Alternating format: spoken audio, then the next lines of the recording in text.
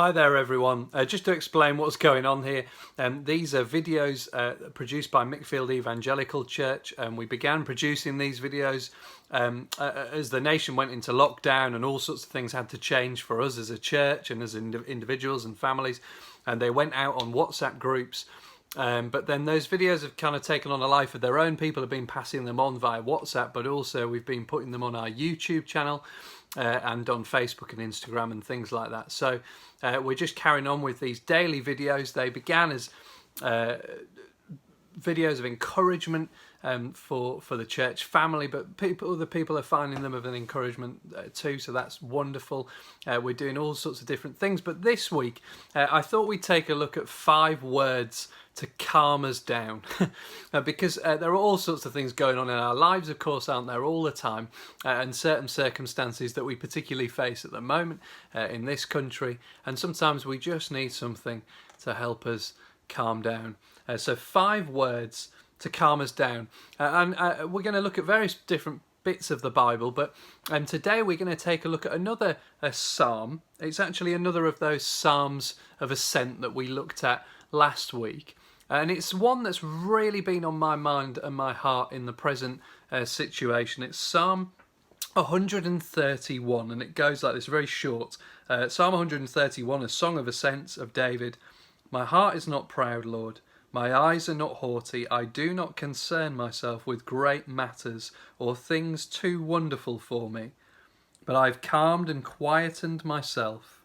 I am like a weaned child with its mother. Like a weaned child, I am content.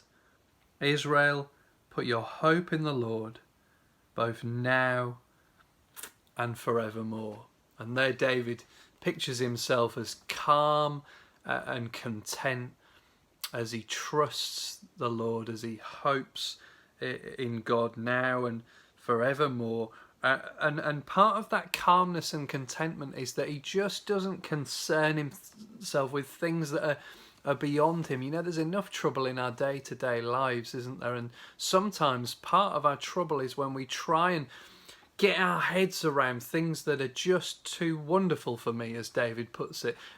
Unanswerable questions and concerns, maybe bigger picture things about what's going on in our world and in this country, and trying to answer all the questions that the government are trying to work out and stuff like that. We can get wrapped up with all of that stuff, and it's good to be praying for our government. It's good for us to be concerned about these things, but sometimes we can just get tangled up in things that are just great matters, things too wonderful for us, things too big for us. We can get involved in overly ambitious schemes and unrealistic projects and things that are just too big for us, and we need to just slow down and disengage from those things and know a contentment and a calm that comes from trusting God. And here he pictures himself as like a weaned child who's content to simply just be where his mother is, and we need to be content to be with God and trust him